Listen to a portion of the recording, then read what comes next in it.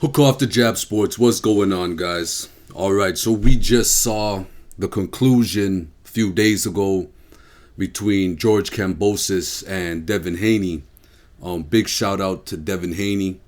You know, he went into Australia, Kambosos' backyard, and he put on a show. And I think what people really need to recognize is that all of the odds were against him. And at the end of the day, he made sure to show everybody that no matter what happens, the odds may be stacked against him, but he's here to prove a point.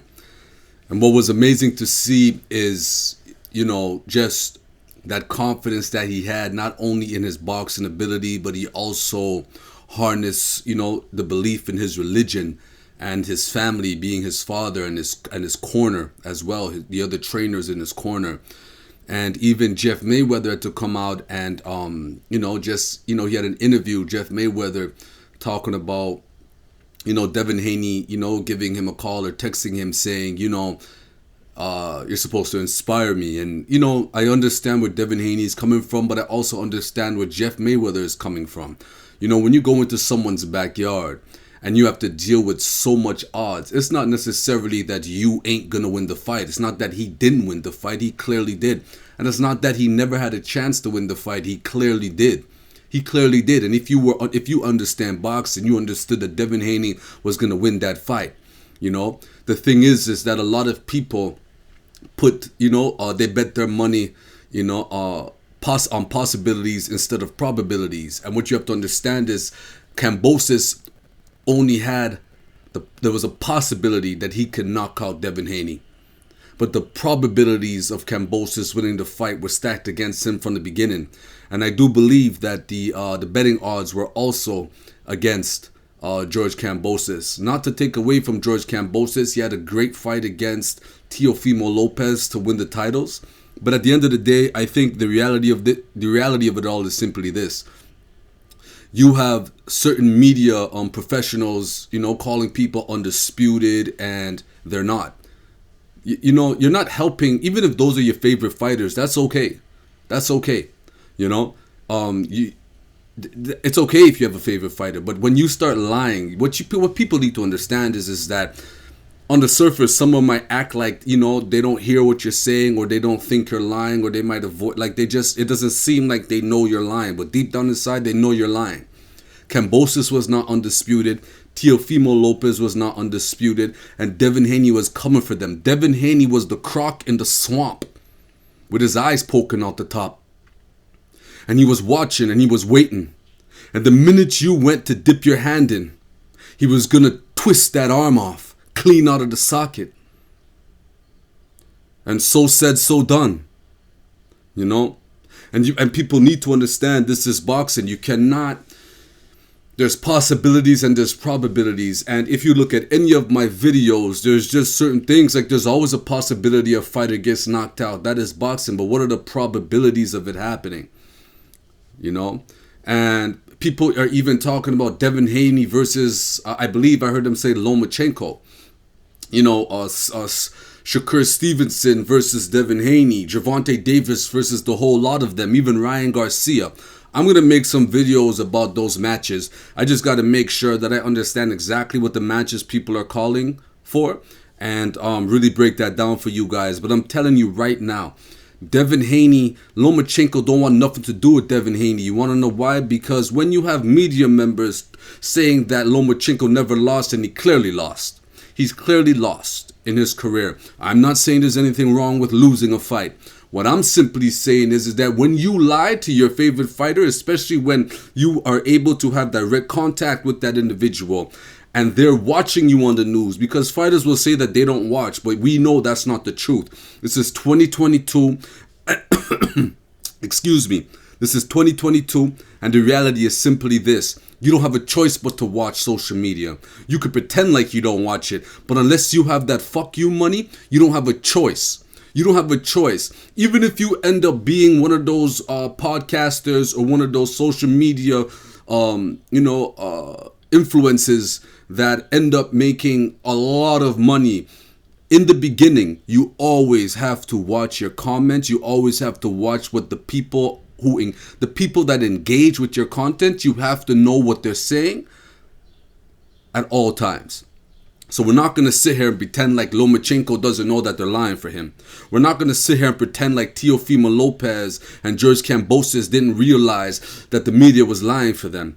So when you put a fighter like Devin Haney in the ring and they're lying for the opponent, he has something to prove. All you're doing is giving him the spark, giving him a bit, giving him the oxygen to fuel that flame. So he went into Australia and he went in with he had a mission. He had a mission. And the mission was to jab the holy life out of George Kambosos.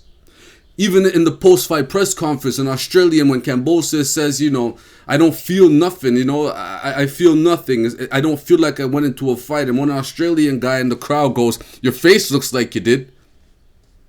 Your face looks like you did.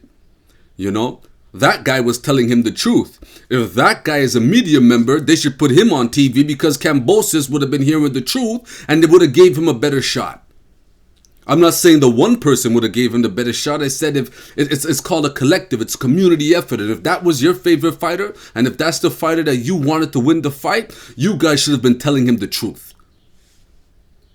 Look at Floyd Mayweather when he was in the corner with Gervonta Davis during the Mario Barrios fight. And they said, he was down, and Floyd Mayweather goes up to Gervonta Davis and says, yo, champ, you're down on the unofficial scorecards. And Gervonta Davis kind of looked like he was disappointed, like, Floyd, you're telling me that you don't have my back type of thing? But you know what? That was emotions in the moment. And he's a young fighter.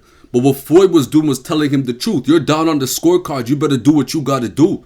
And what did Gervonta Davis come and do? He stopped him. Body shot.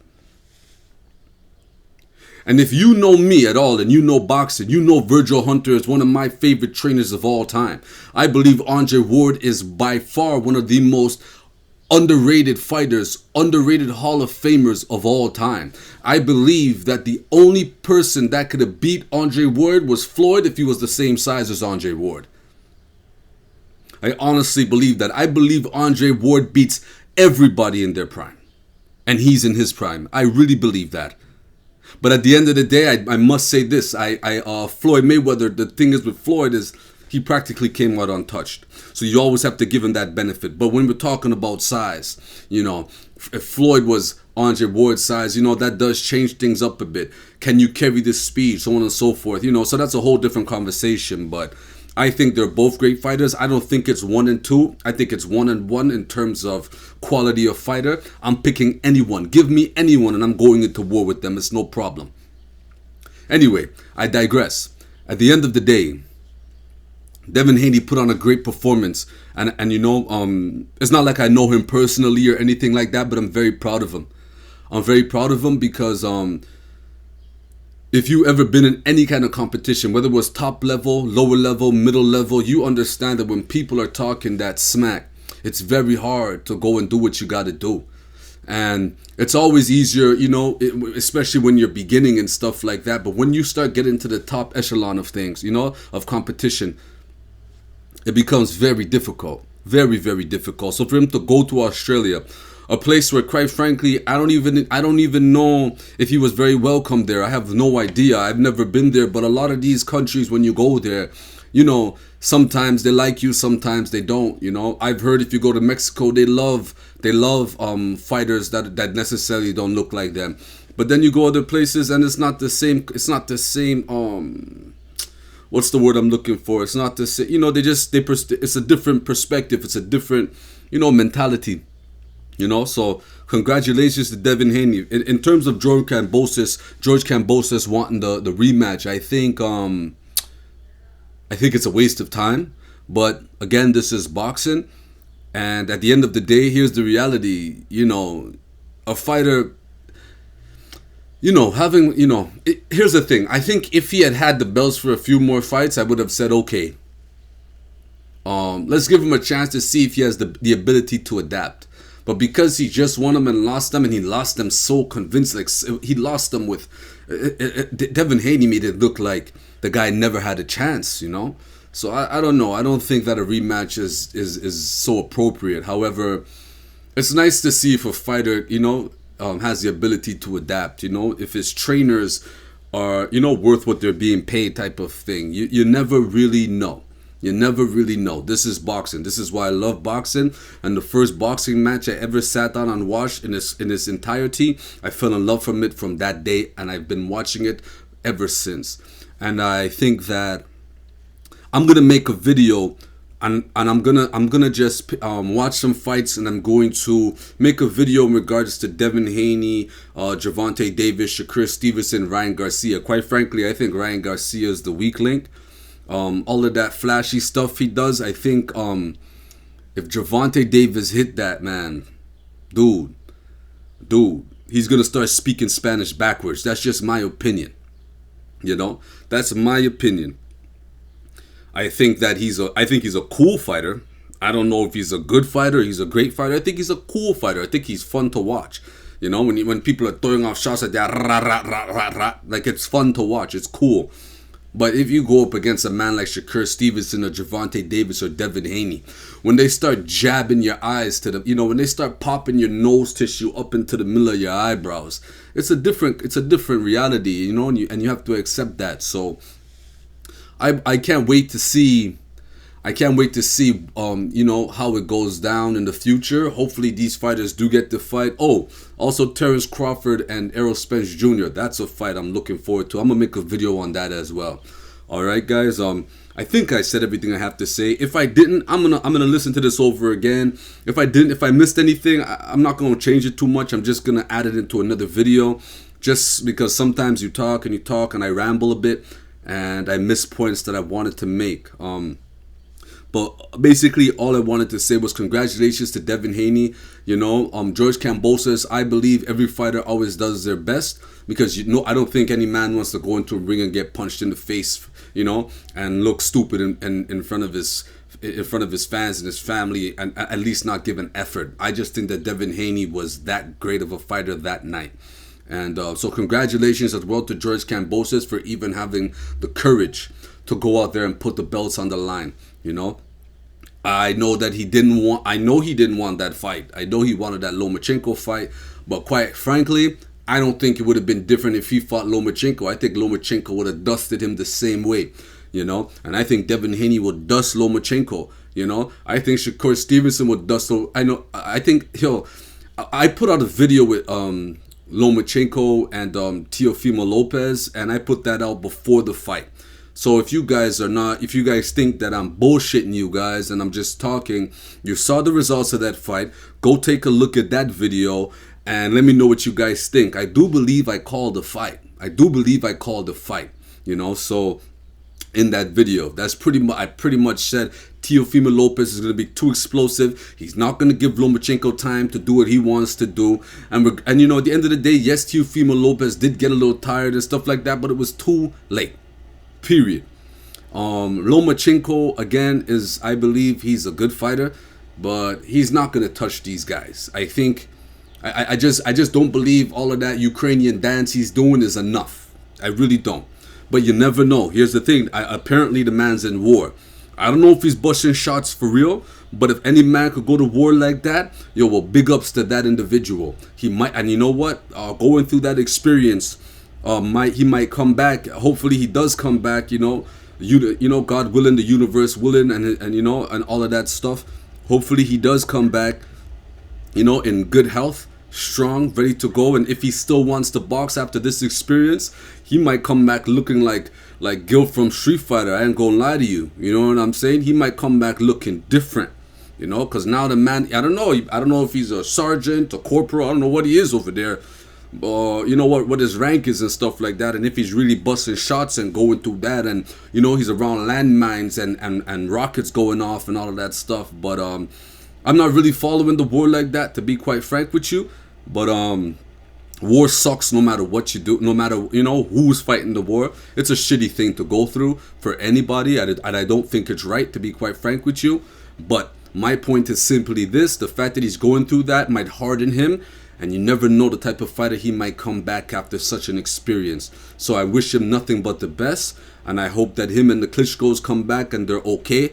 Because at the end of the day, for me, I know them through boxing. And I'm grateful for the experiences they have shared, allowed me to share, to experience and to go through with them as a fan of the sport. So you never want to see anything happen, not just to boxers, but to any human being. So thank you, thank you guys. Again, thank you to all the boxers, Devin Haney, Kambosos, all of these fighters, that are putting on these shows, Gervonta Davis, Thank you to all of these young up-and-coming fighters and even, the Hall of Famers, Andre Ward, Floyd. Thank you guys for putting on these shows and giving us these experiences. I personally am very grateful, and this is why I'm talking about it. So look out for those other videos, guys. Check out some of my other videos. Hopefully I can get my act together and start putting out these videos a little more often for you guys, because I do believe I'm the best at predictions. I'm talking shit. We're not here to make predictions. We're just here to, discuss our viewpoint. But no, I'm lying. I'm the best at predictions. So, and sometimes I'm not always right, but sometimes the judges and the refs, they ain't always on top of their game either. But that's for another discussion. Anyways, guys, thank you guys for listening. Like, comment, subscribe. And until next time, hook off the jab.